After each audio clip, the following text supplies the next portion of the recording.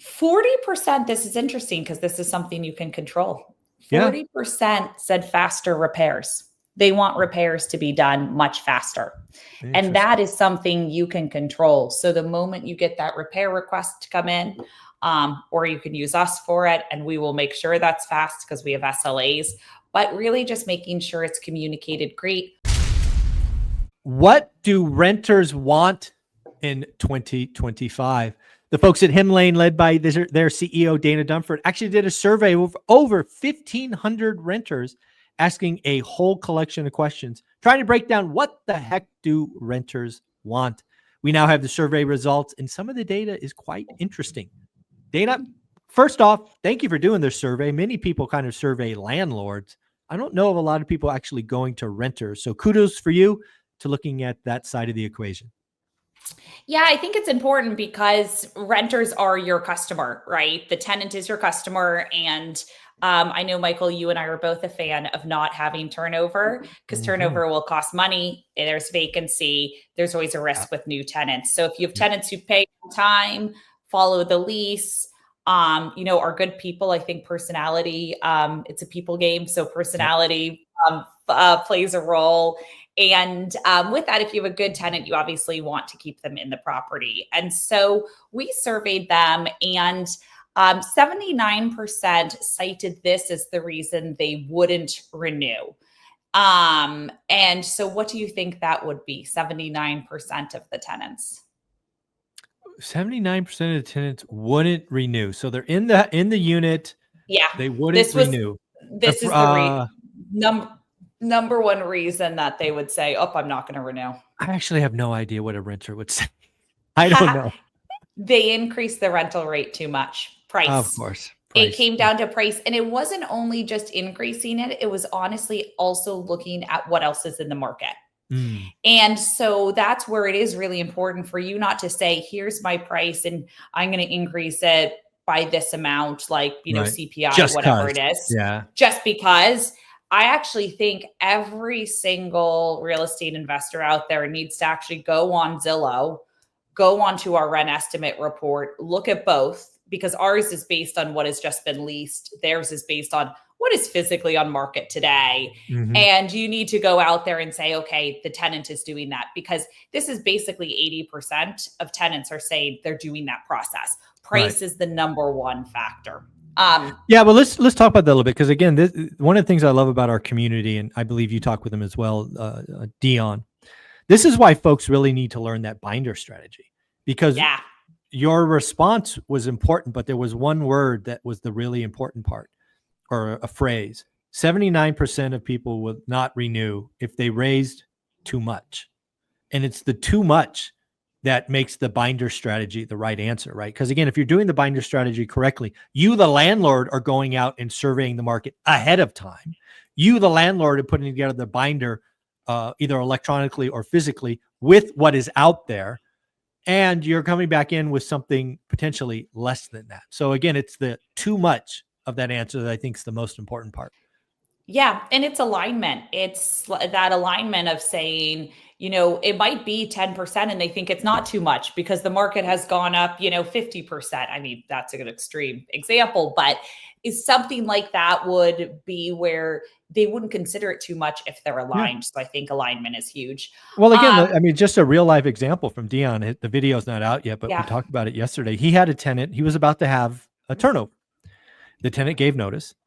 And sure enough, the tenant went out and looked around and realized that rents had gone up more than that, and they canceled, and they are now staying put.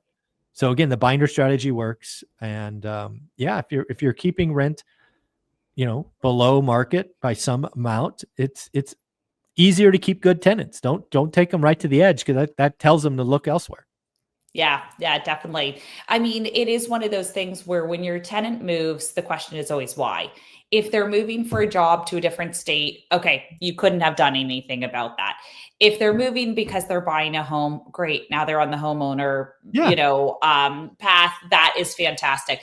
But if they are moving down the street, you probably, they were good made tenants. A mistake. Yes. You made a mistake. And that's the thing you want to avoid. Amen.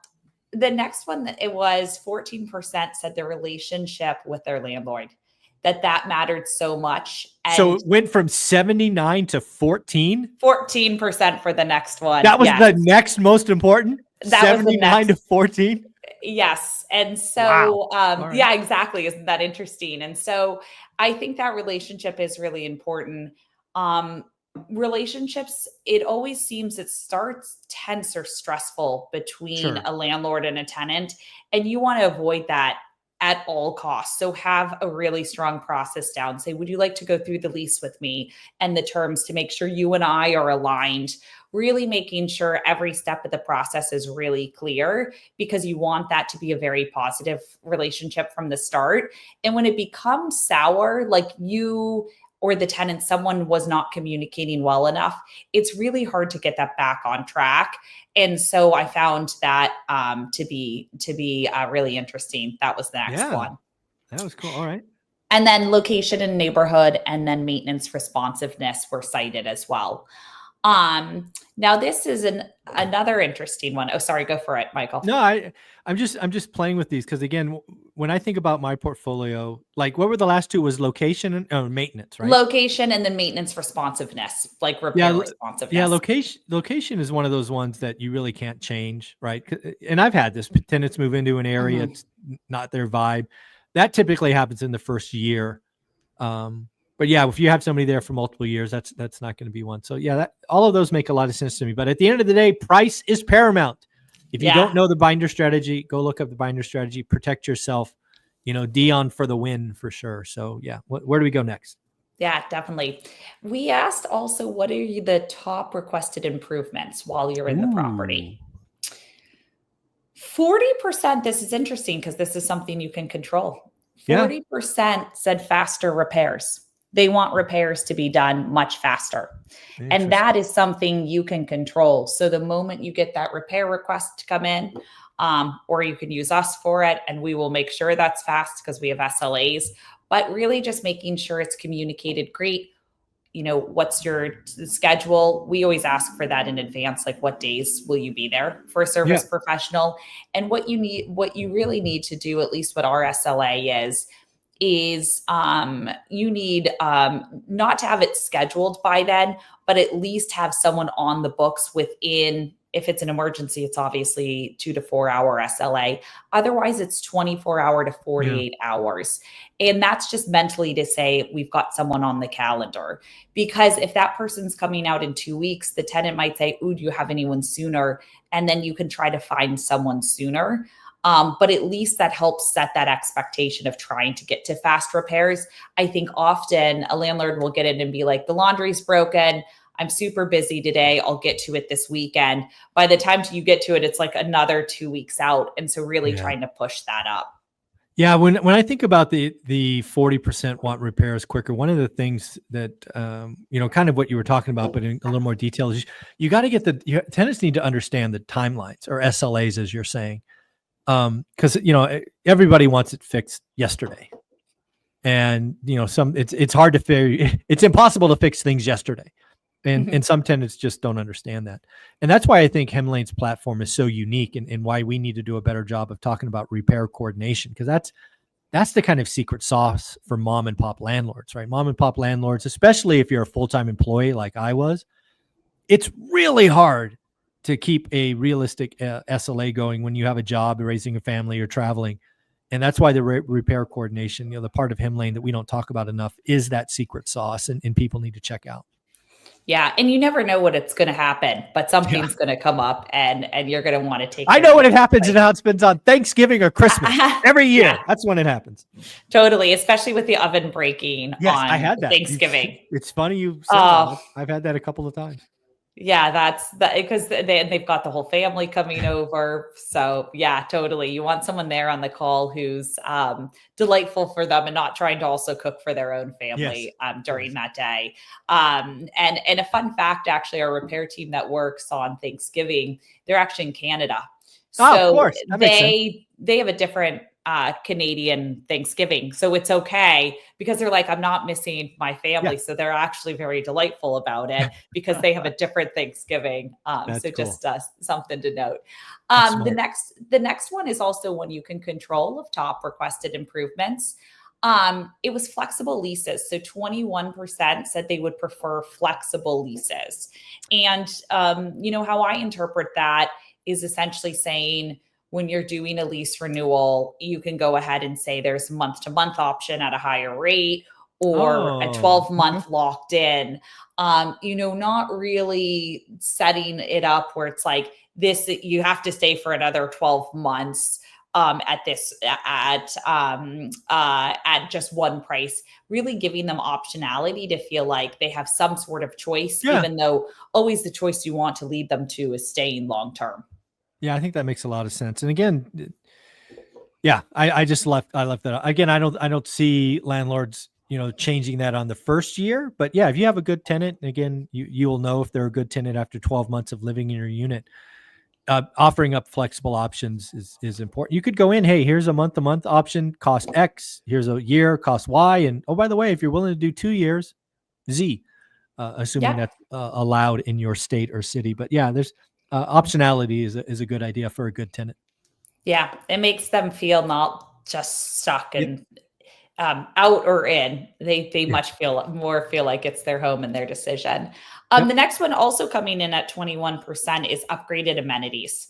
So just upgraded and amenities was primarily this was to folks in single family homes. I think it was like 52% single family, the Okay. rest multifamily, duplexes up to 20 unit complexes.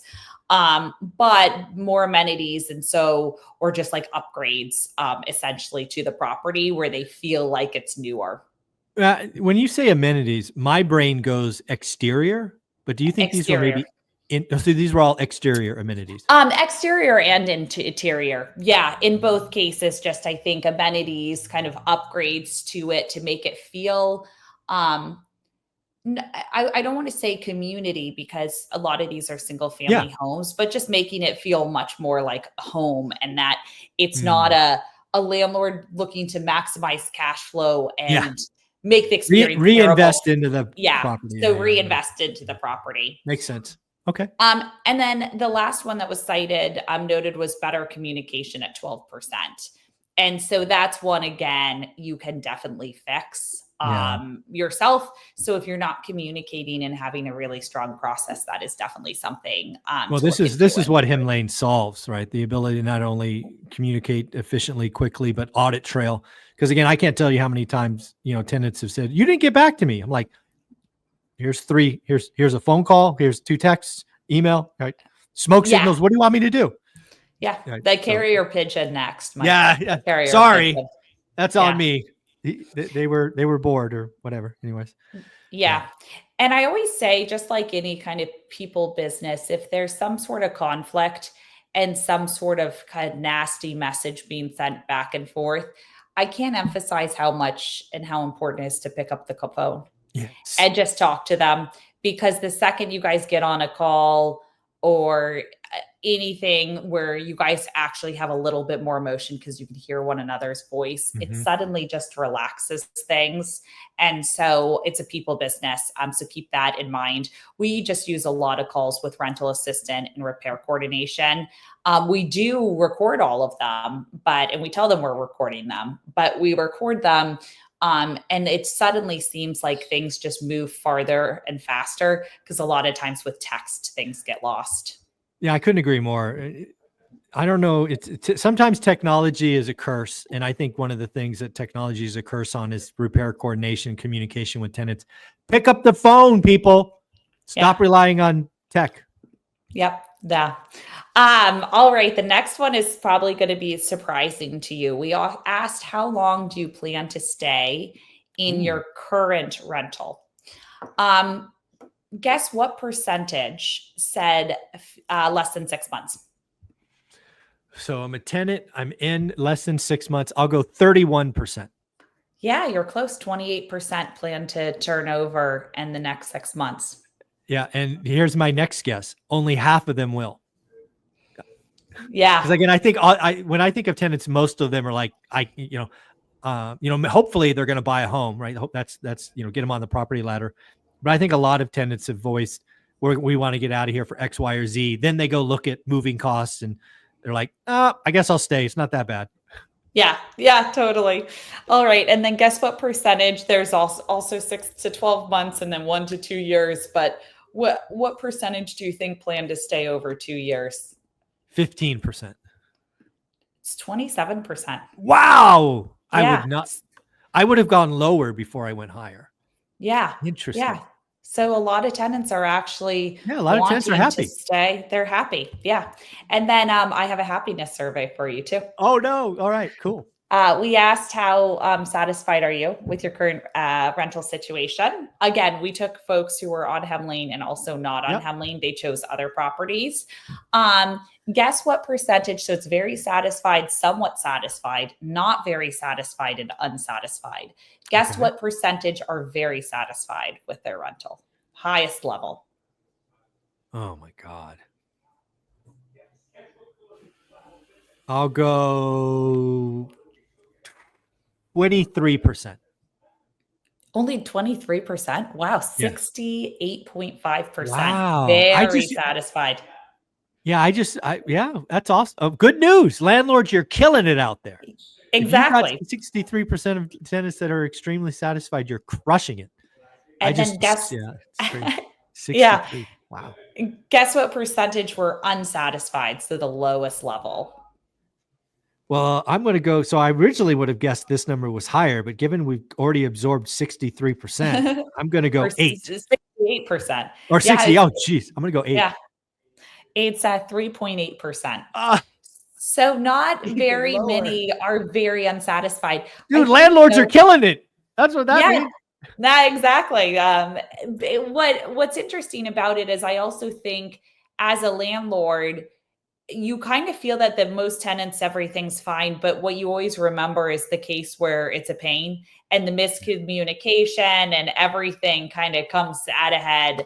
But yeah, so most less than are really 4%. Yes, less than 4%.